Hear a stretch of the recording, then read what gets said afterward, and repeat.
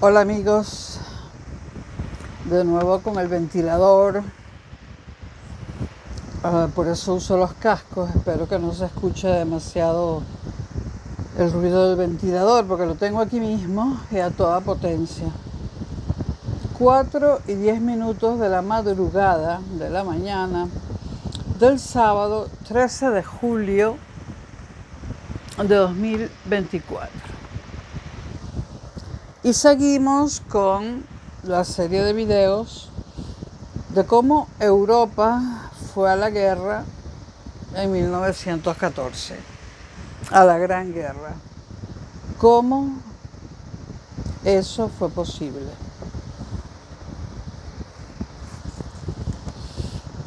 Estábamos desde el video anterior, este es el número 6, en el video número 5 comenzamos a hablar de los antecedentes de esa guerra en lo que a Austria-Hungría corresponde. Y en los 4 primeros videos de la serie hablamos de lo que a Serbia corresponde. Seguimos con Austria-Hungría. Tras la expulsión de los austriacos de Italia en 1859, nos hemos ido otra vez al siglo XIX, y de Alemania en 1866, la región de los Balcanes se convirtió en el centro de atención prioritaria de la política exterior austrohúngara o austrohúngara.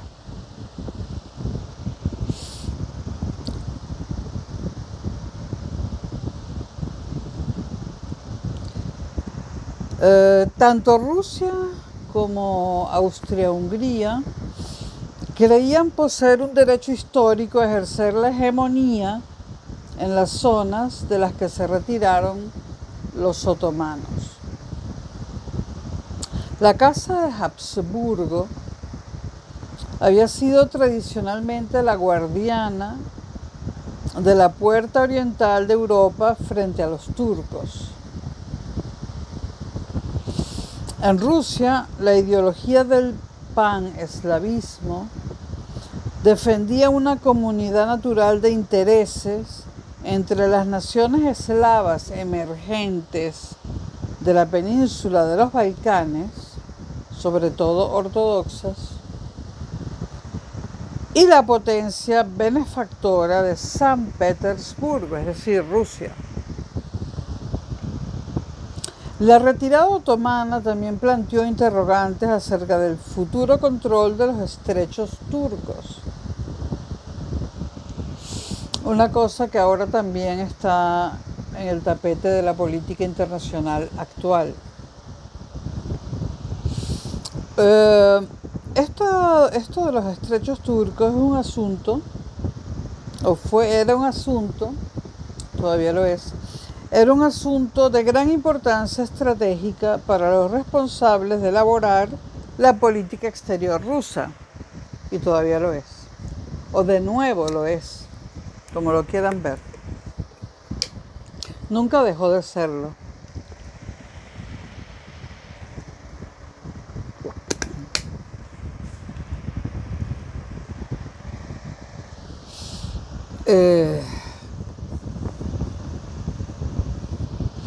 Al mismo tiempo, acabamos de hablar de la importancia de los estrechos turcos para Rusia. Al mismo tiempo, los nuevos y ambiciosos estados balcánicos surgían con sus propios intereses y objetivos opuestos.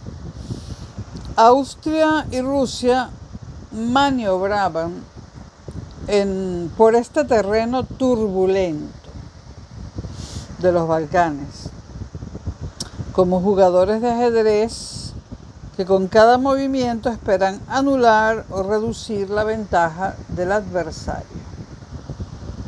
Hasta 1908, la cooperación, la moderación y la delimitación de esferas de influencia informales aseguraban la contención de los peligros que esta situación llevaba implícitos. Bueno, peligros, ¿cuáles eran los peligros? Bueno, un enfrentamiento de Austria-Hungría contra Rusia. En el tratado revisado de la Liga de los Tres Emperadores, así se llama el tratado, de 1881, entre Rusia, Austria, Hungría y Alemania,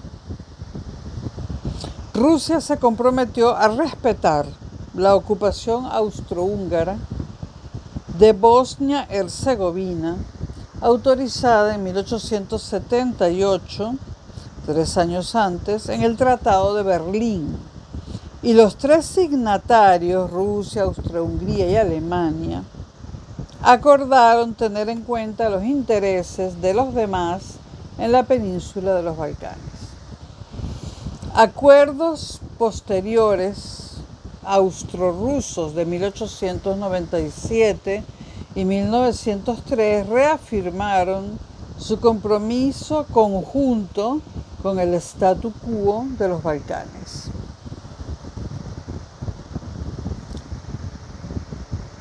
Los Balcanes siempre han sido una zona caliente. Poco a poco, los austriacos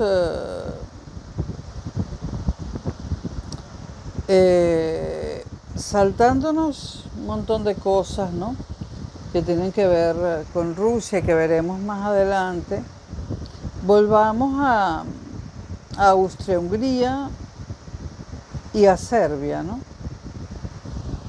Poco a poco, los austriacos tuvieron claro que el regicidio de 1903, producido en Serbia y que está en los 3 primeros videos, marcaría una verdadera ruptura. El ministro de Asuntos Exteriores de Viena se apresuró a establecer buenas relaciones con el usurpador Pedro Karađorđević. De esto hablamos en los 3 primeros videos. A quien con gran optimismo consideraban de carácter austrófilo. También lo dijimos en los 3 primeros videos. Austria-Hungría fue el primer estado extranjero que reconoció oficialmente el nuevo régimen serbio. Después del regicidio de 1903, donde los reyes de Serbia fueron asesinados. Pero pronto se hizo evidente que ya no existían los cimientos para una relación armoniosa entre ambos vecinos, Austria-Hungría y Serbia. La gestión de los asuntos políticos pasó a manos de hombres claramente hostiles a la monarquía dual, es decir, al imperio austrohúngaro. Y los responsables de elaborar las políticas en Viena estudiaron con creciente preocupación los exabruptos de la prensa de Belgrado, ahora liberada de las restricciones gubernamentales. En septiembre de 1903, el representante austriaco en Belgrado, Konstantin Dumba, informó de que las relaciones entre los dos países eran todo lo malas que podían ser. Viena volvió a mostrar su indignación moral ante el regicidio y se unió a los británicos a la hora de imponer sanciones a la corte de Karađorđević. Los 3 videos, si perdieron el hilo, bueno, lo pueden recuperar viendo los videos 1, 2 y 3 de esta serie.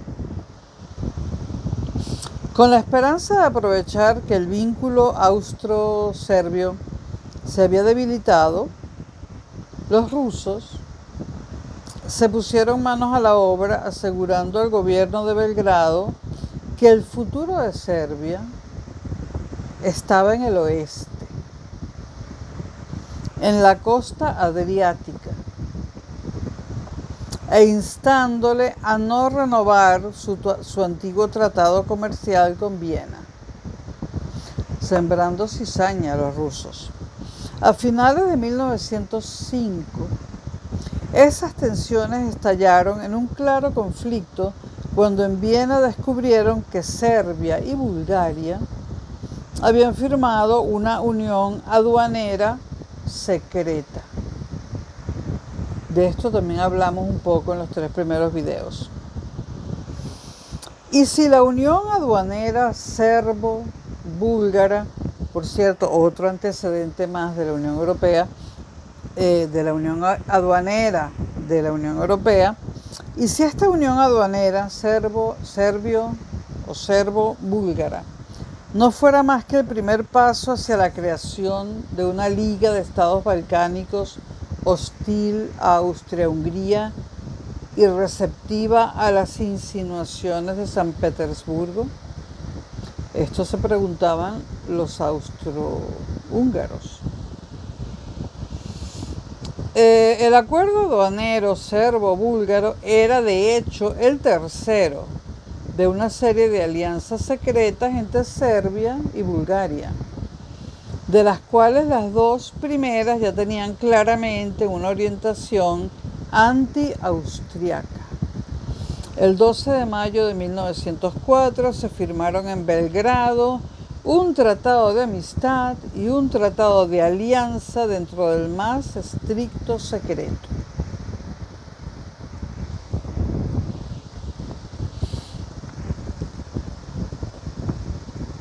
San Petersburgo estaba trabajando, podríamos decir, ¿no? Rusia no estaba precisamente quieta. Y estaba trabajando quizás para la creación de una alianza balcánica. Una figura clave en las negociaciones fue el diplomático búlgaro Dimitar Rizov, en otro tiempo agente del Departamento Asiático ruso. El 15 de septiembre de 1904, año muy importante, 1904, a las 11 de la mañana, los ministros de Asuntos Exteriores de Serbia y Bulgaria entregaron simultáneamente y en secreto a los respectivos embajadores rusos en Belgrado y Sofía las copias del Tratado de Alianza Serbio-Búlgaro.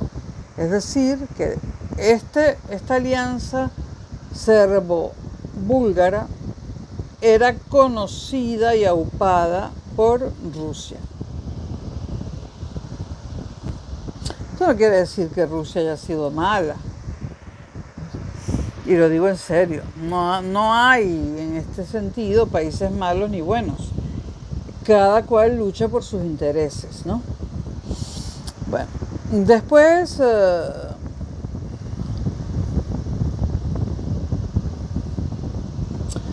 después de 1903, poco más del 40% de la población de Bosnia-Herzegovina era serbia.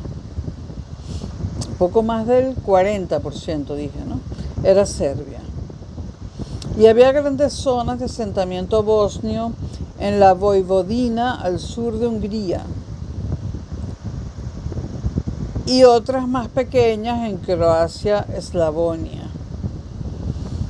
Tras el regicidio de 1903, Belgrado aceleró el ritmo de la actividad irredentista dentro del imperio, centrándose especialmente en Bosnia-Herzegovina. De esto hemos hablado en los anteriores videos. Serbia se contaría entre los enemigos del imperio austrohúngaro, en caso de que se produjera un conflicto militar.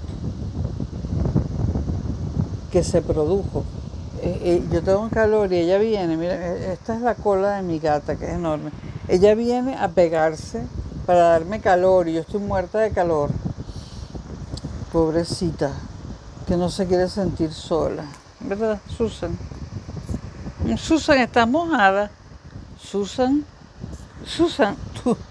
tú no te habrás metido en el lavamanos, ¿no? Que ahora lo tengo que limpiar de nuevo.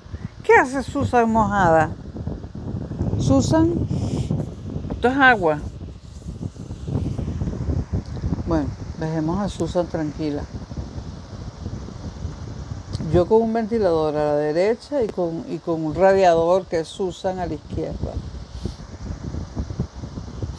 Bueno, estaba clarísimo antes de que estallara la guerra de que si había una guerra, Serbia sería enemiga de Austria-Hungría en esa guerra. Las relaciones entre ambos países se habían deteriorado desde el regicidio que está muy bien explicado en el video número 1 de esta serie. La anexión de Bosnia-Herzegovina en 1908 aceleró las malas relaciones entre Austria-Hungría y Serbia, ¿no? Ni Austria ni las cancillerías de las demás grandes potencias dudaron nunca de que Viena consideraba permanente la ocupación de 1878 de Bosnia-Herzegovina. En uno de los artículos secretos de la renovada alianza de los tres emperadores de 1881, Austria-Hungría afirmó explícitamente el derecho a anexionarse estas provincias en el momento que considerase oportuno.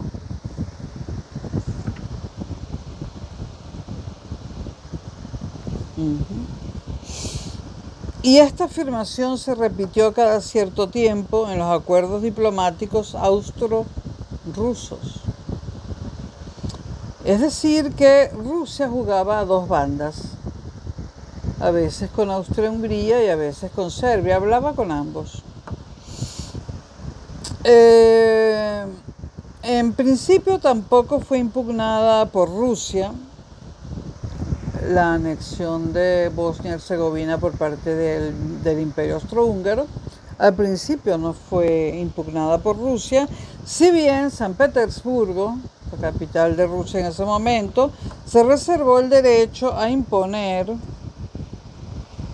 condiciones cuando llegara el momento de dicho cambio de estatus, o sea, de la ocupación a la posesión.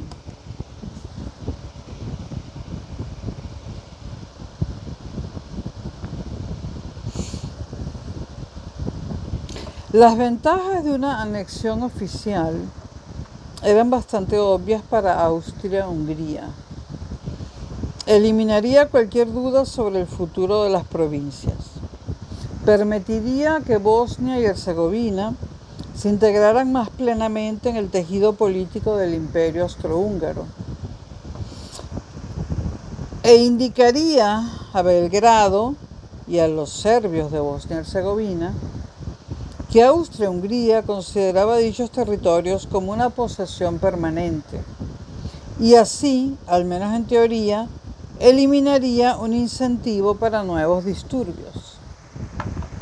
Hay mucho más que decir sobre esto, aunque hemos dicho mucho en los primeros 3 videos y bueno, no puedo extender tanto los videos. Los rusos no tuvieron inconveniente en formalizar el estatus austrohúngaro en Bosnia y Herzegovina siempre y cuando San Petersburgo recibiera algo a cambio. Por ejemplo, apoyo de Austria para mejorar el acceso de Rusia a los estrechos turcos.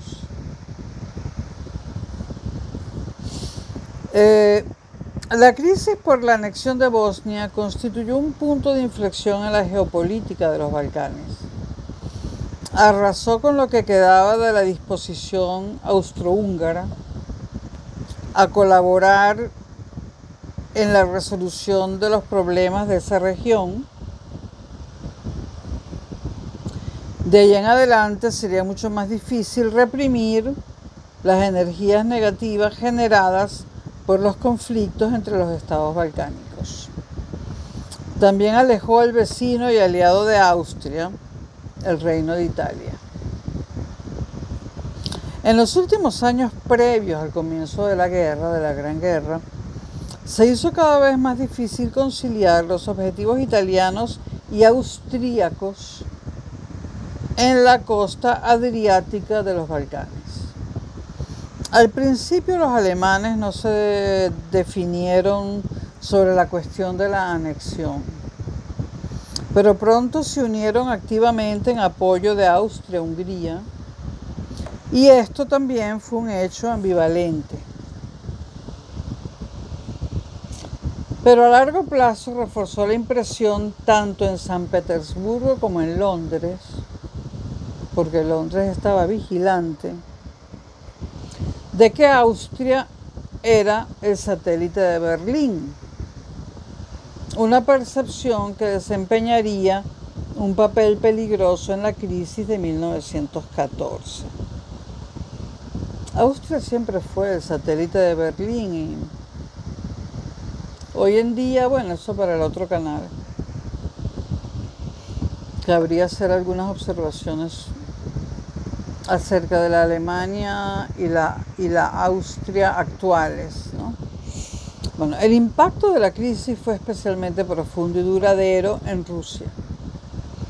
La derrota en la guerra frente a Japón, recuerdan que yo estaba tratando de recordar si había una guerra en el Oriente en ese momento. Pues sí, había una guerra. Entonces, la derrota en la guerra frente a Japón, Rusia frente a Japón, en 1904-1905, había cerrado la posibilidad en un futuro inmediato de una expansión hacia el lejano Oriente. Los Balcanes seguían siendo por el momento el único ámbito en el que Rusia todavía podía llevar a cabo una política centrada en la proyección del poder imperial. Recuerden que estamos todavía antes de 1914, es decir, antes de 1917, y Rusia sigue siendo el imperio de los zares.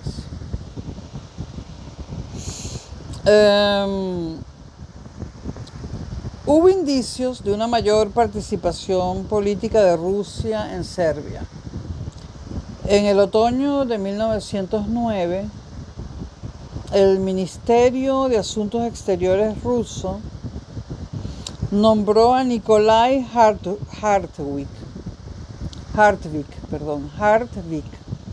Es un apellido alemán, a pesar de que el señor es ruso. Nikolai Hartwig. Bueno, puede ser ruso-alemán. Este señor ya lo hemos mencionado en los 3 primeros videos. Entonces, en el otoño de 1909, el Ministerio de Asuntos Exteriores ruso nombró a Nikolai Hartwig, un fanático exaltado a la antigua usanza eslavófila, para la embajada rusa en Belgrado. Un fanático de la cuestión eslava. Una vez en el cargo, el activo e inteligente Hartwig trabajó con afán para instar a Belgrado a adoptar una postura más firme contra Viena. De hecho, presionaba tanto en esa dirección que a veces excedió las instrucciones de sus jefes en San Petersburgo.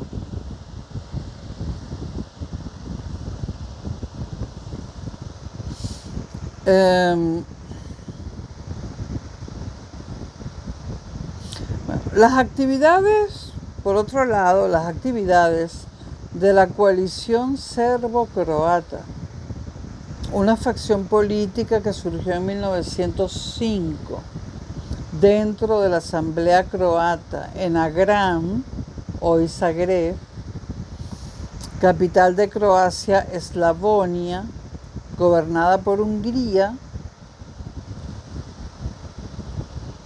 Estas actividades de esta coalición estaban siendo monitoreadas por las autoridades austrohúngaras. Lo voy a repetir para explicarlo mejor. Había una facción política, una coalición serbo-croata, que había surgido en 1905 dentro de la Asamblea Croata o el Parlamento Croata en Agram, hoy en día Zagreb, ¿no? capital de Croacia-Eslavonia. Croacia-Eslavonia estaba gobernada por Hungría, por la parte húngara del imperio. Ahora, las actividades de esa coalición serbo-croata estaban siendo monitoreadas por las autoridades austro-húngaras. Tras las elecciones a la Asamblea de 1906, la coalición de la que acabamos de hablar se aseguró el control del gobierno de Agram, es decir, de Zagreb. Adoptó un programa yugoslavo, es decir, yugoslavo viene de Yugoslavia. ¿Qué significa Yugoslavia? Eslavia unida, o sea, todos los países eslavos unidos. Entonces, este gobierno adopta un programa yugoslavo de todos los países eslavos unidos, un programa en esa dirección, que buscaba una unión más estrecha de los pueblos eslavos del sur dentro del imperio austrohúngaro. Lo que preocupaba a los austriacos era la sospecha de que algunos o todos los diputados de la coalición pudieran estar actuando como quinta columnistas a favor de Belgrado, es decir, a favor de Serbia. Durante la crisis de 1908-1909, estos recelos aumentaron hasta la paranoia. En marzo de 1909, justo cuando Rusia se retiraba de cualquier enfrentamiento por Bosnia, el gobierno de los Habsburgos lanzó un ataque judicial sobre la coalición serbo-croata y un ataque increíblemente torpe. Acusó a 53 activistas, principalmente serbios, de traición por tramar la separación de los territorios eslavos del sur de Austria-Hungría y unirlos a Serbia.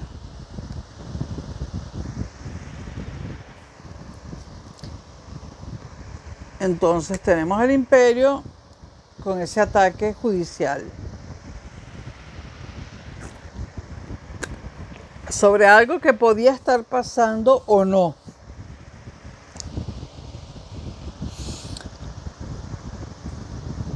Más o menos al mismo tiempo, el historiador y escritor Heinrich Friedjung, residente en Viena, publicó un artículo en el Neue Freie Presse, la nueva prensa libre, en el que acusaba a 3 políticos destacados de la coalición de recibir subvenciones de Belgrado a cambio de actividades traicioneras en nombre del Reino de Serbia, para agitar más las aguas, ¿no? El juicio por traición en Agram, Zagreb hoy en día, se prolongó desde el 3 de marzo hasta el 5 de noviembre de 1909. Y enseguida se convirtió en un desastre absoluto de relaciones públicas para el gobierno. Las 31 condenas dictadas en Agram, Zagreb hoy en día, fueron anuladas en Viena. Bueno, obviamente Viena mandaba sobre Zagreb. Fueron anuladas en Viena tras un recurso de apelación. Al mismo tiempo, una sucesión de juicios por difamación contra Friedjung, este señor que publicó el artículo en la Neue Freie Presse, en la nueva prensa libre. Entonces hubo juicios de difamación contra Friedjung y el director del Reichspost, que había reproducido sus afirmaciones. El Reichspost, el diario del reino. Los documentos secretos en los que el buen doctor había basado sus acusaciones resultaron ser falsificaciones que un turbio agente doble serbio pasó a la legación de Austria en Belgrado. Y por allí siguió el informe falso dando vueltas. ¿Con qué intención? No lo sé. Hay sobre este periodo de la vida de Austria-Hungría y Serbia, hay películas muy interesantes. Por ejemplo, El Coronel Red, de Slavo, la vi, voy a cumplir 64, pero todavía tengo 63. Esta película la pude haber visto a los 21, 23 años. Vamos a suponer que son 23, 63. Una película que vi hace unos 40 años en Caracas, y la volví a ver en Vigo en 2008, 2007, por allí. Al Coronel Red. Es una película que tienen que buscar y ver, debe estar libre por ahí, por alguna parte. Primero que la película como obra, es una obra de arte, o sea, cine de autor, es una obra de arte, ¿no? Pero además versa sobre esta época, ¿no? Y es súper interesante. La película da unas versiones que no son exactamente las que dan algunos historiadores. Yo creo que nunca sabremos quién dice la verdad. La película es de 1985, entonces no la pude ver a los 21 años, ni a los 23. La tuve que haber visto a los 25 o a los 26. Igual, casi 40 años. Ok. Vamos a leer aquí en Wikipedia. Coronel Red. Red, pero con una L al final. En realidad se pronuncia Redel. Coronel Redel, pero no tiene la segunda E. R-E-D-L. Un coronel homosexual, por cierto. Película de 1985 dirigida por István Sabo. István Sabo es que hay que ver toda la filmografía. En todas las bibliotecas de España, no solo las de la Comunidad de Madrid, en todas las bibliotecas municipales y provinciales y de las comunidades de España, están todas las películas de István Sabo en DVD, es decir, DVD. De todos modos, yo creo que en internet ya deben estar también. La película se ambienta en un periodo anterior a la Primera Guerra Mundial y sigue el ascenso de Alfred Redel, un oficial del Imperio Austrohúngaro. El apellido Redel, escrito sin la segunda E, es decir, R-E-D-L, pertenece a una serie de apellidos de lo que hoy en día es el sur de Alemania, donde está Múnich, Dresden, por allí, ¿no? Donde hay muchos apellidos que terminan en TL o DL, es decir, en dos consonantes, que la segunda siempre es una L, pero sin vocal. Pues si ustedes lo quieren pronunciar bien, le agregan la E al pronunciarlo, no al escribirlo, ¿no? El coronel Redel.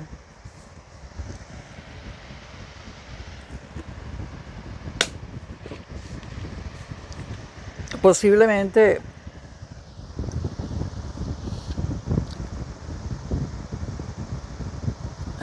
bueno, iba a decir que la ciudad natal del coronel Redel, no sé si hoy en día está en Austria o en Alemania, pero es irrelevante en este momento eso, ¿no?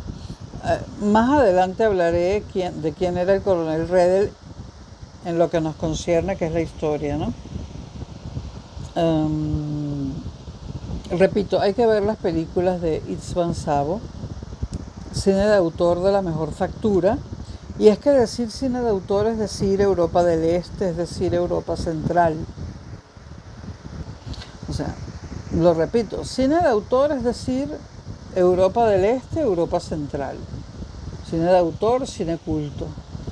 Aunque ese fenómeno también se ha dado en Italia y con muchísimos cineastas, de donde destacan Bertolucci, Visconti, Fellini, Pasolini, Antonioni, que es mi preferido, y un montón más.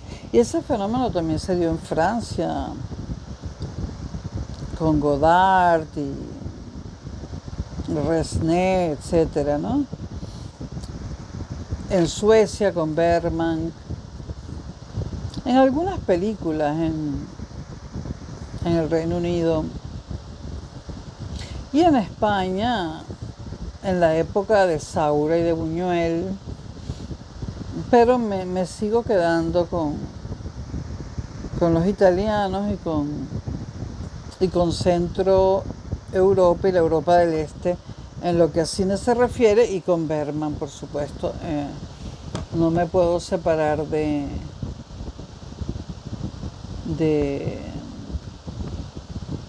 Suecia respecto a Bergman. Bueno, cierro el paréntesis. Bueno, había un turbio agente doble serbio pasando informes falsos por allí. Bueno, el desafortunado historiador que escribió el artículo de prensa, al saber que la información era falsa, se disculpó. Ahora, es muy poco probable que las autoridades de Viena supieran desde el principio que los documentos no eran auténticos. Pero los juicios de Agram, Zagreb hoy en día, y Fritz Jung, el historiador, constituyeron una carga persistente para las relaciones entre Viena y Belgrado, es decir, entre Austria-Hungría y Serbia.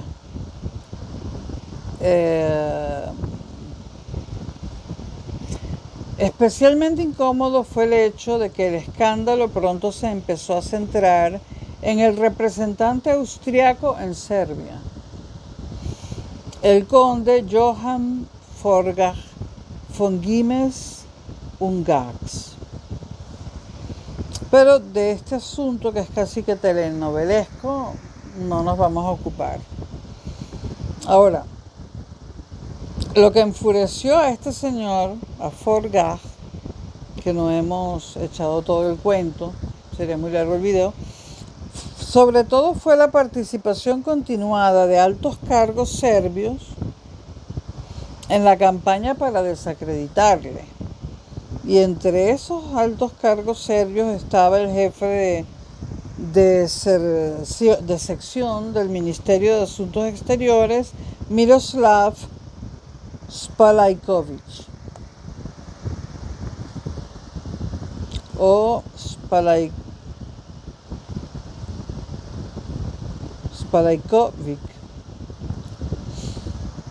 En el invierno de 1910 a 1911, o 1910-1911, el enviado holandés en Belgrado, Bredenburg, informó de que Spalajković seguía difundiendo rumores por toda la comunidad diplomática en contra del representante austriaco.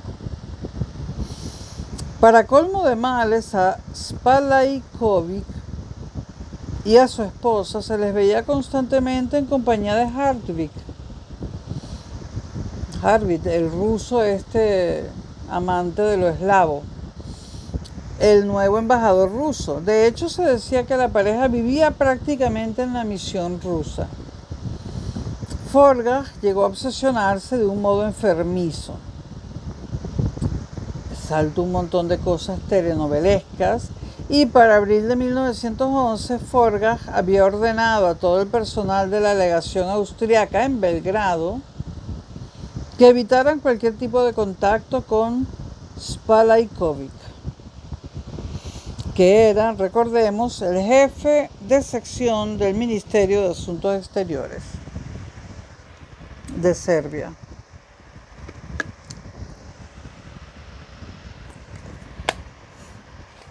Bueno,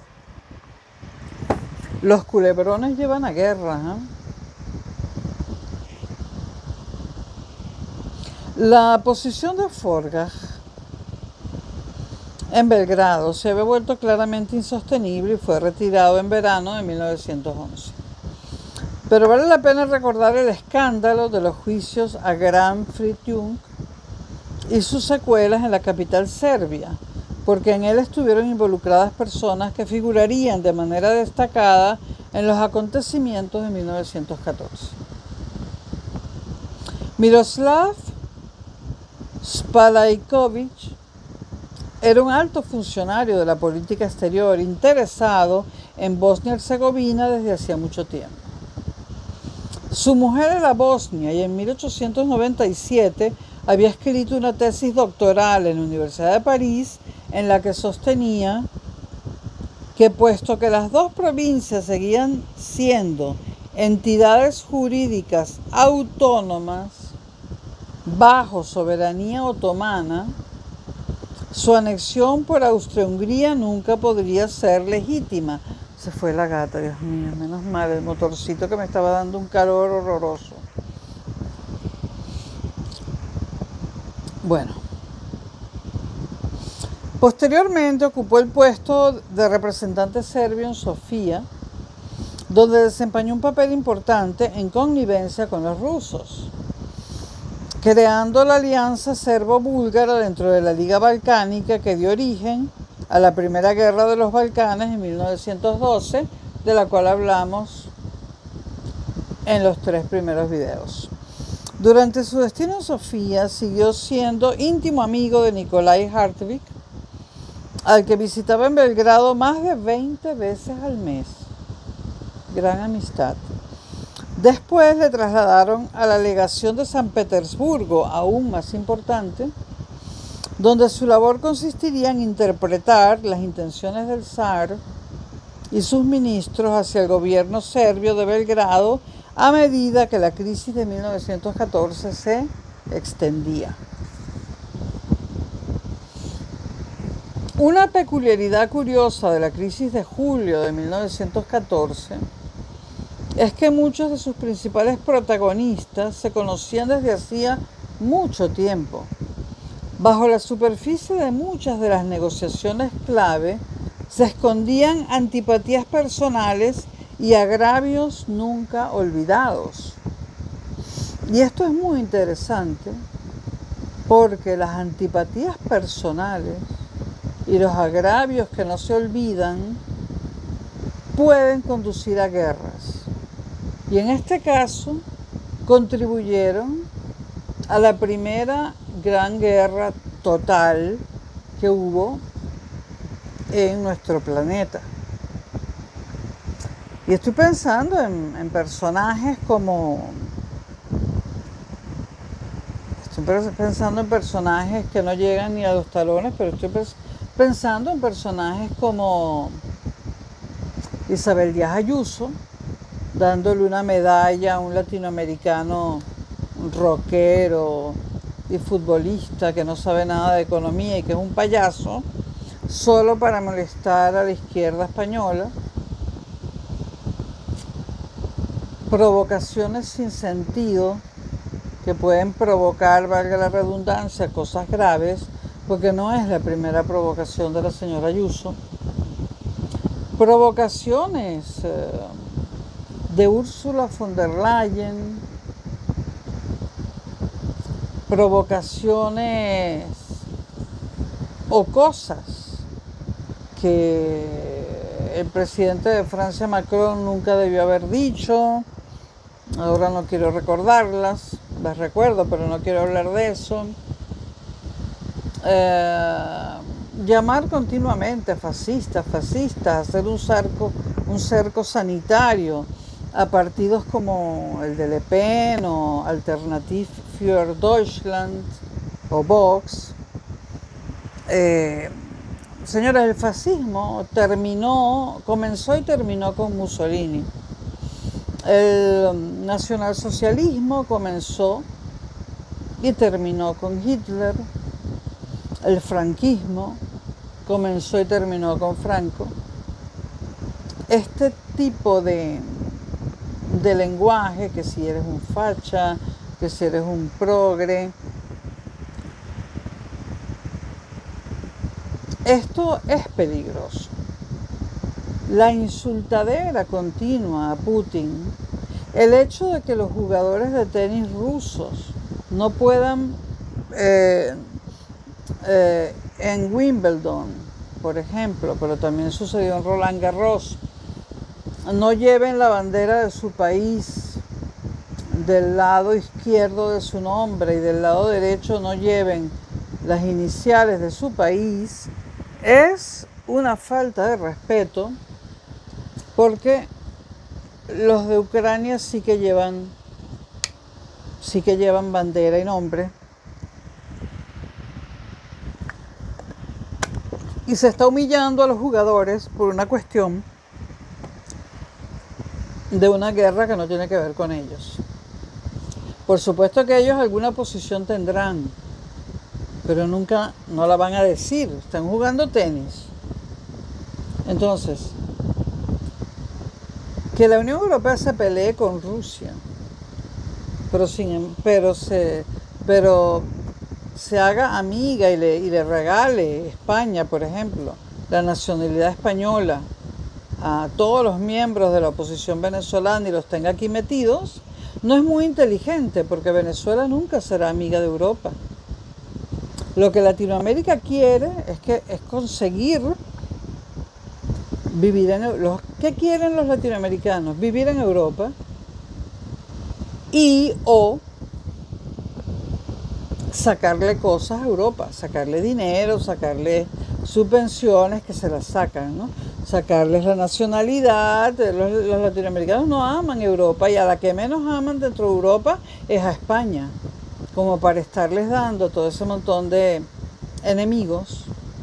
Sí, porque si la Unión Europea y Estados Unidos me dicen a mí que como europea yo tengo que ver a Rusia como una enemiga, que no la veo así, entonces yo también me tomo la libertad de decir que Venezuela es enemiga de Europa y sobre todo de España, y que deberían dejar de estar regalando la nacionalidad.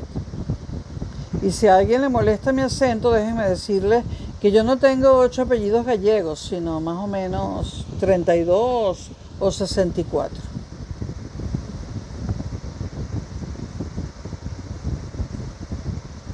Así que hay que saber quiénes son los amigos y quiénes no lo son. Rusia era amiga de Europa. Europa está loca. Cierro paréntesis. Antipatías personales y agravios nunca olvidados. Hay agravios que yo tampoco olvidaré nunca, y hay antipatías personales que también durarán. Y todavía estoy viva y todavía pueden haber consecuencias. El problema serbio no era un asunto que los austriacos pudieran manejar aisladamente. En primer lugar estaba la acuciante relación de Serbia con Rusia, que es algo que no hay que olvidar, la relación de Serbia con Rusia, que tras la crisis de la anexión se había hecho más estrecha de lo que había sido anteriormente. Viena sospechaba que el ministro ruso Hartwig, cuya austrofobia, paneslavismo e influencia creciente en Belgrado no aseguraba nada bueno para el futuro. Hay gente que me pone comentarios sobre baja un poco la cámara, súbela, ¿no? Bueno, señores, sí que ando ligera de ropa, pero es que me muero del calor. Estoy cómoda, estoy en mi casa y no me importa lo que digan los demás, nunca me ha importado. Y me eduqué en un colegio alemán durante 13 años. Y esa prenda llamada sujetador es una de las cosas que los alemanes y centroeuropeos y europeos del este no usan demasiado, o por lo menos no en aquella época. Yo creo que ahora menos.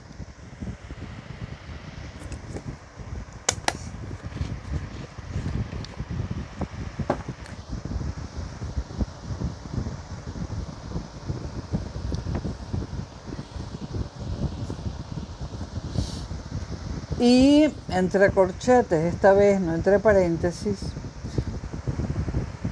cuando algo se cae naturalmente, ¿no? Por la gravedad, 9,8 metros al segundo cuadrado, ¿no?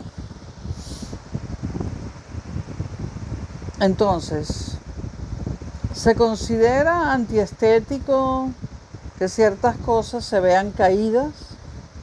pero no se considera antiestética las tetas postizas de silicona pura y dura de la mujer de cierto futbolista, por ejemplo. ¿Es eso elegante? Señores, eso es para vomitar. Y los hombres que van detrás de cosas como esas, infelices es poco.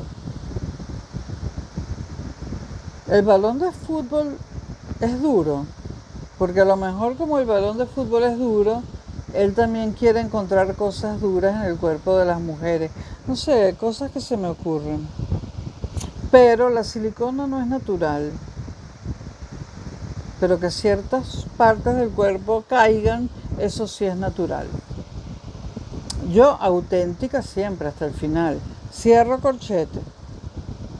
Bueno, volvamos. Hemos hablado mucho en estos videos del señor Hartwig, ruso, ¿no? De apellido alemán. Este señor, Viena sospechaba de él, ¿no? Porque era austrófobo, y esto se sabía, era paneslavista, y esto sí que se sabía mucho más. Y al ver que el señor Hartwig tenía cada vez más influencia en Belgrado, es decir, en Serbia, pues se preocupaba el Imperio Austrohúngaro. El representante francés en Sofía, y yo siempre, estos diplomáticos, lo he dicho en varios videos, con sus cartas a sus gobiernos y sus informes, brindaban una información fabulosa para los historiadores del futuro, ¿no? Un diplomático, un representante francés en Sofía informó que Hartwig era el arquetipo del verdadero mujik. ¿Qué es un mujik? Es un hombre campesino, es decir, un partisano de la vieja política rusa en Turquía. Algo así, ¿no?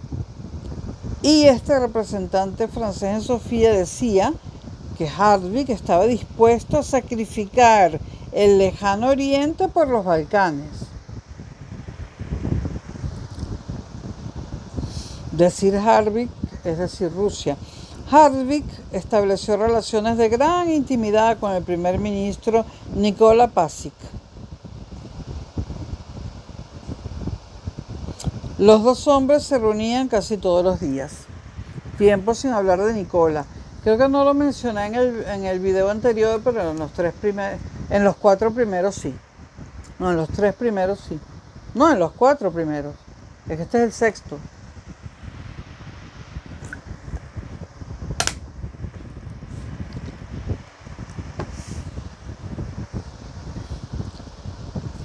En teoría, Viena podía compensar la hostilidad de Serbia intentando mejorar sus relaciones con Bulgaria. Seguía habiendo una disputa encarnizada acerca de la frontera entre Bulgaria y Rumanía. Tratar de quedar bien con Sofía comportaba el riesgo, sin embargo, de enemistarse con Bucarest. Si estabas bien con Bulgaria, no estabas bien con Rumanía.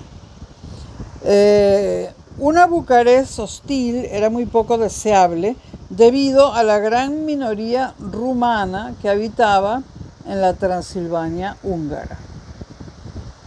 Si Rumanía se apartara de Viena y recurriera a San Petersburgo, es decir, a Rusia, la cuestión de las minorías podría convertirse en un problema de seguridad regional.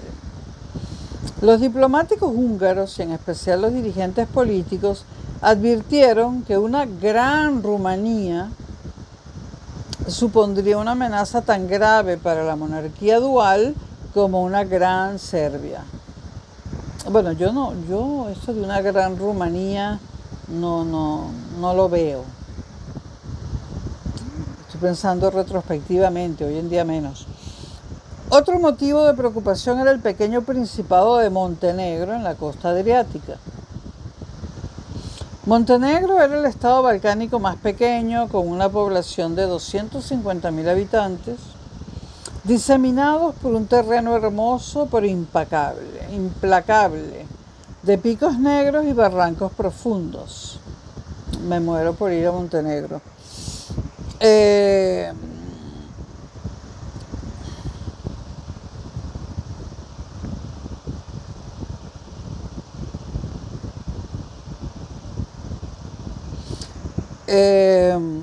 En 1913 la capital de Montenegro era Cetinje. Aunque pobre y diminuto, Montenegro tenía importancia. Sus cañones de montaña en las cumbres de Lovćen estaban orientados hacia las instalaciones portuarias austriacas en Cátaro, a orillas del Adriático e imposibles de defender, para irritación de los estrategas navales de los Habsburgo. Nicola, el príncipe reinante desde 1861 en Montenegro, era muy ambicioso. Había logrado duplicar el territorio de su reino en el Congreso de Berlín de 1878, ampliarlo de nuevo durante la crisis de la anexión en 1908, y después de eso puso sus miras sobre un fragmento del norte de Albania. Se elevó a la categoría de rey él solito en 1910. También casó a sus hijas con extraordinaria habilidad. El rey Pedro Karađorđević de Serbia fue su yerno, si bien su esposa montenegrina había fallecido cuando Pedro fue coronado. Otra de las hijas de Nicola, Elena, se casó con Víctor Manuel III de Italia, rey desde 1900. Otras dos se casaron con archiduques rusos en San Petersburgo. Mejor casadas imposible en términos geopolíticos, estratégicos, ¿no? Nicola aprovechó su actitud sensata desde el punto de vista estratégico para atraer fondos, principalmente de Rusia. En 1904 demostró su solidaridad con el gran aliado eslavo, declarando la guerra a Japón. Italia, vinculada a Montenegro por medio de su casa real, suponía una complicación más. Italia había sido miembro de la Triple Alianza con Austria y Alemania desde mayo de 1882 y renovó su pertenencia en 1891, 1902 y 1912. Pero la opinión pública italiana estaba profundamente dividida respecto a las relaciones con Austria. En términos generales, la Italia liberal, secular y nacionalista tendía a favorecer una política de confrontación con los austriacos, sobre todo en el Adriático, que los nacionalistas italianos consideraban una vía natural para la consolidación de la influencia italiana. Por el contrario, la Italia católica, clerical y conservadora tendía a favorecer una política de reconciliación y colaboración con Viena.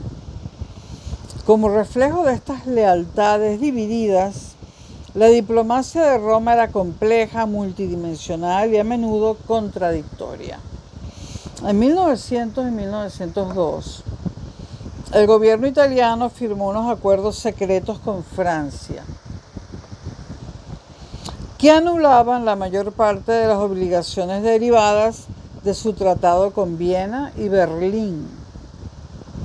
Además, Italia siempre ha jugado turbio a la política, ¿no? Además, desde 1904, los italianos dejaron cada vez más claro que consideraban que la política austrohúngara en los Balcanes afectaba a sus intereses en la zona. Montenegro se veía como un terreno prometedor para la expansión de la influencia comercial y cultural italiana en los Balcanes. Y el ministro de Asuntos Exteriores, Tommaso Tittoni, cultivaba relaciones muy amistosas tanto con Belgrado como con Sofía. Los italianos reaccionaron con dureza a la anexión de Bosnia en 1908. Por la negativa a compensar a Roma con la fundación de una universidad italiana en el puerto de Trieste, territorio Habsburgo habitado principalmente por ítalo-parlantes.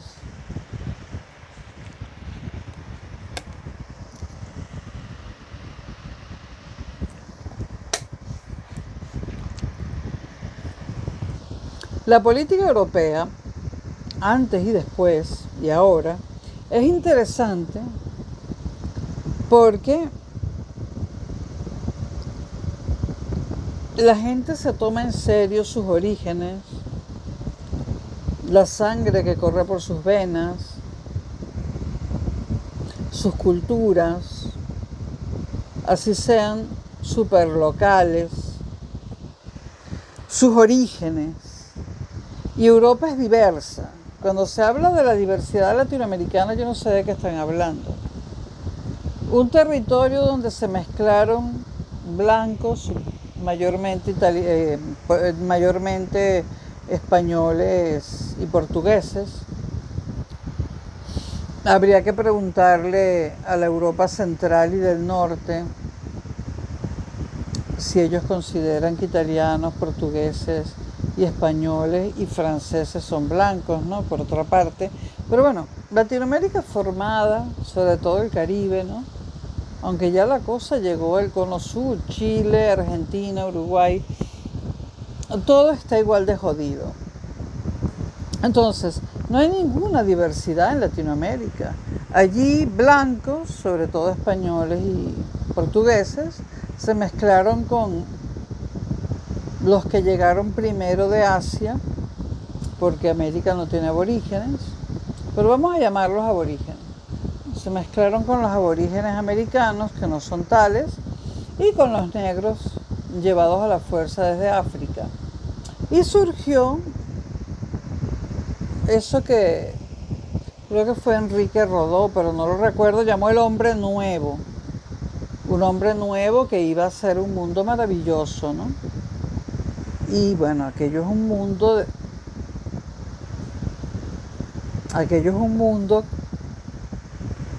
que de maravilloso no tiene nada, ¿no?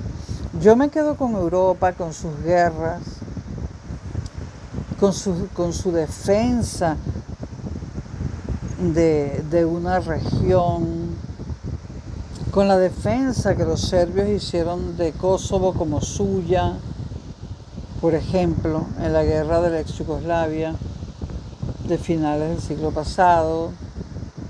Me quedo con el asunto catalán, con el asunto vasco, con las diferencias entre las Italias del norte y las del sur. Yo me quedo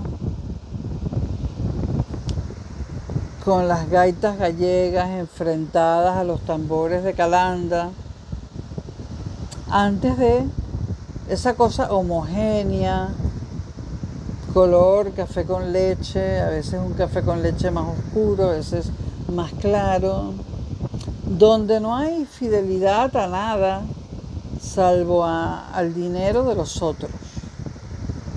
¿Y quiénes son los otros? Pues bueno, Europa y Estados Unidos, ¿no?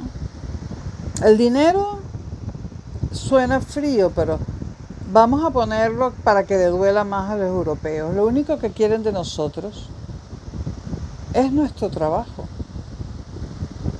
Nuestro trabajo se convierte en dinero y ellos quieren ese dinero porque ellos no trabajan. Esta gente marrón clara, marrón oscura, homogénea, toda católica, que no se cuestiona absolutamente nada, mucho menos se van a cuestionar al Dios católico o al Dios cristiano. que no se cuestionan nada. Esta gente que llama a los rusos comunistas como si fueran sinónimos. ¿Qué Rusia comunista? ¿De qué están hablando? Esta gente no tiene guerras entre ellos porque no tiene valores, porque le tiene miedo a la guerra, porque no son valientes y sus ejércitos solamente tienen valor para dispararle a su propia gente. Me gustaría verlos en una guerra con un país de verdad, contra un país de verdad. Se rendirían en 10 minutos, y 10 minutos es mucho. Estoy siendo generosa, porque son cobardes. Y deberíamos dejar de mantenerlos ya. Eso de que la Unión Europea, que tiene gente que no tiene... En la Unión Europea hay gente que no tiene casa, por ejemplo, o que no se puede pagar un tratamiento médico. ¿Por qué estamos enviando una parte del presupuesto europeo a Latinoamérica? ¿Por qué España manda una parte de su presupuesto también a Latinoamérica? ¿Por qué? ¿Por qué con nuestros impuestos tenemos que mantenerlos? Por favor.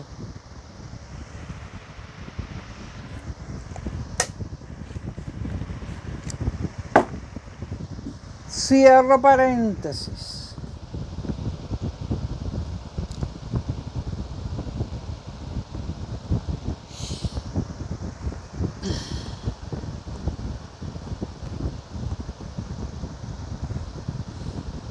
Bueno, creo que, bueno, sí. Lo último que dije fue que los italianos no habían reaccionado bien a la anexión de Bosnia en 1908. Por la negativa a compensar a Roma con la fundación de una universidad italiana en el puerto de Trieste, territorio Habsburgo habitado principalmente por itanoparlantes. Estas cosas en Europa importan. Si tú tienes un territorio que no es de tu país, pero donde se habla español y ese territorio está, qué sé yo, en la mitad de Alemania, tú, y son descendientes de españoles, pues España tratará de hacer algo por ellos. Estas cosas importan. En Europa importa el idioma que tú hables. Importa y mucho que se hable catalán, que se hable gallego, yo hablo gallego, que se hable vasco, que se hable valenciano, que se hable español, por supuesto, claro que importa. ¿O queremos ser Latinoamérica homogénea, plana, hablando un mal español que ellos llaman castellano? Porque ellos siguen creyendo que fueron descubiertos por España, no saben qué coño es Castilla.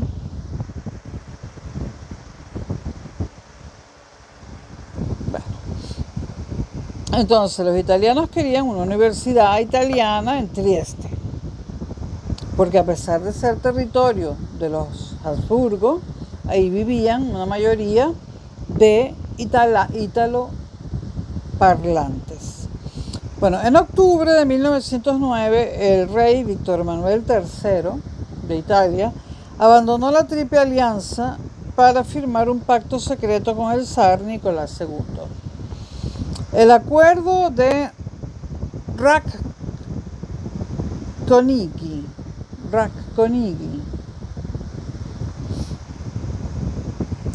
como se le conoció después, estipulaba que ni Italia ni Rusia firmarían acuerdos relativos al este europeo sin el consentimiento del otro, y que ambas potencias prometían contemplar con benevolencia el uno los intereses de Rusia en el asunto de los estrechos, el otro los intereses italianos en Trípoli y Cirenaica.